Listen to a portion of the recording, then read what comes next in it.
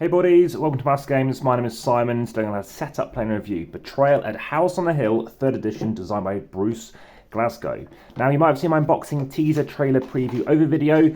Ultimately that is to let you know basically the premise of the game. So check that out and learn a little bit more about why we've got onto this wonderful haunted house and all the spooky things that's going to go in this. This actually was filmed and played around Halloween, so I thought it'd be very apt. Lots of different characters to play as. You can pick whoever you like. I happened to play as this person last time, so I'm going to grab that out. You're going to grab at least 2 other players because you're playing as a minimum 3-player game. It's 60 to 90 minutes in duration. We're going to have a location that we're going to starting off at. We have a ground floor staircase. We have a hallway. We have an entrance hall. We also have an upper landing, and we have a basement landing. So you can go up or you can go down. All these other tiles we'll be playing with as well, and what we're going to do is decide amongst ourselves which sort of scenario we're going to be playing with. Everybody is also going to take a player aid as well, so there's one per player, so you can take one of these and put one face down if you want to, just to show what you can do in your turn. And as and when a traitor may reveal themselves and anyone playing with monsters, they're also going to come into the game, but they don't come in every game, so they're going to go off to the side. So the rest of those can go away. You're going to pick one of these to determine what kind of, theme we're doing today. In this case, a mysterious invitation. Each of you received a mysterious letter inviting you to this house. You're beginning to regret the choice you made in accepting an invitation. We happened to play this last time, so we'll pick one of them. And basically, when there is going to be a haunting, we're going to play with that. So leave this off to one side. As you can see, everything is in shot, but I have chosen not to zoom out, just to not lose any kind of grainy ability. You're going to have an omen deck. You're going to take these and shuffle them. If you happen to draw an omen tile, I'll show you what that looks like. You'll have something like a skull, and I'll modify things for you. So leave some omen cards over there. We have got some item cards. Now, omen cards are important because when you roll a certain amount of dice values, then what's going to happen is you are ending up going to be having some negative things occurring to you. And that is going to be the haunt. So we've also finally got one more set of cards. These are event cards. So we didn't show you what's in an item deck. Something like Necklace of Teeth, a mystical stopwatch, and we have events such as a phone call or a moment of hope. Things, again, that things could be occurring which typically are not necessarily good for you. They're typically going to make you weaker and weaker, and ultimately you could then die. And you're playing as a team, potentially we could lose. So you're going to take your standees, so we're going to place them over here on the grand staircase, sorry, in the entrance hall, that's where you're starting off at. And then deciding where you're going to go up from there. So here's the staircase. So technically, I had it the wrong around. I guess it'd be like this. And you'd have this basement over here, if that makes sense. And now we are fully set up. Plus, of course, you need to get more standees. Just be aware of these standees. You've got to know where they came from. Otherwise, you're going to struggle to figure out how you're going to put stuff back away. If you have any questions, by the way, please let me know in the comments, best in YouTube, because this does get shared. So please do like, share, subscribe, and hit the notification bell. And you'll know a bit more stuff as we go on. So what we're going to be doing next is deciding who goes first, and then we can take our turns. So what can we do? Well, we're looking to explore stuff. Right now, we are looking to go around and see what we can do, and ultimately then to figure out if we can win the game.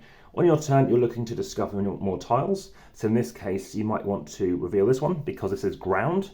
So ultimately, you're going to move around and explore. So we're moving over here. So you have a movement value. So if I go with Michelle, being purple, lavender, being my last name, I have a movement and a speed, etc. onto green. Everyone starts off in green zone. If you hit to red, you are critical. So I happen to die on the last one.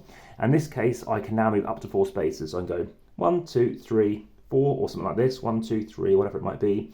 Or I go 1 and I explore. As soon as you explore, you're going to stop. So I've explored the ballroom. Now, sometimes they have little icons over here. In this case, I've drawn an omen. So I draw this omen and I read it, and it says idol. This idol is made of a strange worn stone. You cannot quite make out what it is supposed to be representing. Add 1 to the result of your might rolls. Whenever you discover a tile with an event symbol, you may not choose to draw an event card. So that's kind of what that does. The reason for drawing omens is everybody, as soon as you draw an omen, you're going to roll a die equal to the amount of omens in play. On a 5+, it's going to trigger the haunt. So you're going to roll a die. Of course, it's impossible to actually hit a 5+ on these dice, because the values are blanks on 2 sides, 1s on 2 sides, and 2s on 2 sides. So you're going to need at least 3 dice to hit it, and of course you'll need 2 2s and 1 of them to make that 5, or 5+. In terms of who starts though, it's all about who has the next birthday in these characters coming up next. Now Alex happened to play red, he likes playing red, and it happens to be his birthday. But again, you can play different sides. It's the same kind of person, but they got different names, different birthdays, they are different people, but they look very similar. You can see all these different people look very similar. This guy looks very familiar as well. As you can see, slightly different, older people, but again, they are different people. So, like I said, speed is how you move. You have physical strength, you have might, typically when you're fighting as well. You can have knowledge checks and sanity tests as well. So that would end my turn, and as you can see, I had to join up so a room matches. Now somebody else comes along, and they could go to the basement, that's what comes up next. Or maybe they want to explore the ground floor as well. So let's say yellow comes along, 1, 2, and comes this way as well. And they want to do the ground. So this says basement, so you bury it, that's what it's called. You hit it to the bottom, you grab the next one. This is upper or ground. It looks like it says upper ground, but it's upper or ground. And you can play this one. So it's a salon, or a saloon, no, salon, sorry. So that can go like this. It does not matter if every door matches. So this is fine because, that goes like this. Only one place has to match, it has to be where you're at. But after that, it doesn't matter. So right now, that does match in fact. But if you want to do it like this, that's fine. You've basically made a closet. It just means you cannot go from here into there, which maybe you want to do. Maybe you don't want green with us. And in this case, we're now drawing, in this case, an event. So yellow is drawing this behind you. Just as you walk through the door, something taps you on the shoulder. You turn to your ears, you make a speed roll. So this should go to somebody else. You're rolling a die, and then you're going to hit a result, and obviously it could be good or bad, for example. So this one says game on sanity, there's no one there, it must have been the wind, or you might have rolled a 0 to 3. Again, this is a bit of peril if you give it to someone else. Take 1 physical damage. Large claws swipe at your face. Now, okay, so of course, now you've gone in there, that's happened, this then goes to the bottom of the deck, as all the other cards, apart from idols. So anything that happens to be suitable, you can keep hold of it. And again, you're going to keep on playing until that haunt occurs. When the haunt occurs, what's going to happen is we're typically going to be dividing off into different teams. So suddenly, whoever drew that haunt, or drew the idol, so we'd have had this idol out too. Let's say we do this, and again, let's say we still didn't hit a 5+. So we've got 4 of these out, or if the deck runs out, that triggers a haunt. And we happen to roll 2 1s, and I don't know, 2, and let's say another 2. So we've rolled minimum 5. Then what was it? It was the mask. So you go off this, based on this particular one. You go down, you see where mask is, it's at the bottom. You go to 24, and a traitor has highest speed. So, haunt number 24. You're then going to bring up these 2 different books, and you're going to find them out. So you're going to go into here. We are going to find out what it was. So you're going to find the mask. It says number 24. So if you happen to check in the book, this says the Shadow Masquerade. It's a mysterious invitation. It is. We know that it's the mask, and you can read this information out, in which case you can read the flavour text. You're going to figure out how many fire tokens to use, in this case using fire tokens, depending on the number of players. It's very important they're aware of what that represents. And then also you have certain objectives. In this case, you need to bring the Seelie flame to the chapel. You need certain tokens, the Dark Queen, various tokens in here too are going to be needed. And ultimately, you're going to try and win. So you're trying to win, but the traitor's got something else to go off. So they're going to go through their bit. And of course, there's a whole book. There's 50 different scenarios. And what you're trying to do is, again, each time you play it, you never know which omen's going to come out. You might obviously have this, which gives you, 1 of 10 options or so. But that's how you're going to play. And again, you're going to play until, typically, someone has been destroyed. So you're going to try and get all their values, one of their values down to 2. 2 means they're critical. But no one can die until a haunt starts.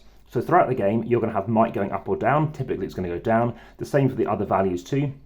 However, as soon as they hit critical, they can't go lower than that until the haunt starts, which again is you're going to roll a 5+ on an omen result. And then what you're going to do is at that point, if you happen to go low down and hit skull, you're out of the game. All your stuff can land on your tile. And unlike the prior editions, there's no stealing. You cannot, if you're familiar with prior editions, which I have played, you are allowed to ultimately trade on where you are. And there are other cards which allow you to move stuff around. And just to let you know, it's a shorter game, which is a really good thing to see. Prior games have taken 3.5 hours playing prior editions, but in this 3rd edition, it is very clean. It's 60 to 90 minutes. Some ambiguity, which some people don't like. The quality of the components is also pretty bad, as you can see, all this kind of scuffing going on too. But apart from that, it's a very nice experience. It's a nice sort of dungeon crawly thing whereby you're going out, going to location. Is it good or bad? Oh my goodness. But yes, in terms of what you can do in your turn, you can explore a number of tiles up to your speed, which you talked about. You can take specific actions once per turn, which might be in these decks, which you've got in front of you at this point. You also can trade items, as I mentioned, and omens. You can also discover new tiles when you move through them, an open doorway on a tile. You can find the next tile for that region and place it next to an open doorway. And if there's a symbol of that tile, of course, you're going to draw it. Very straightforward. and that's pretty much what you're doing. But initially what you're doing is you're exploring, just seeing stuff, and then suddenly, again, there could be a traitor. You might be playing all against yourselves, there might be a traitor, there might be no traitor, or it might be fully cooperative. So there's 4 different ways of playing this game. The insert is pretty good, but again, you need to be aware of how everything fits back in the box. And it's interesting how they've gone for this plastic-free, element of putting stuff in here, considering there's a lot of plastic in here, which is generally speaking good, but they've gone for the paper plastic, which is fine. Good game, higher than average for me. This is Betrayal 3rd edition. Check out my, I would say this is still family weight, I think it's fine. But also check out my various other playlists too. Of course, any questions, let me know in the comments, are best on YouTube, as I said. And also like, subscribe, hit the notification bell as well. If you want to support the channel, you can do so by heading through to Patreon. You can also head through to listen to the podcast via the description on YouTube as well. There's also occasionally competitions, but they are time sensitive, via Linktree. And also, if you head through to Instagram, there's a lot of posts going up over there all the time. Aside from that, there's also Facebook to join the discussion. There's Hexacon if you want to play in person, and there's a few other things coming along too. So thanks very much. This has been Betrayal at House on the Hill. This is how to set up, play and review video. So check out my various other videos in that playlist. I'll set everything away now, but for now, back to the table.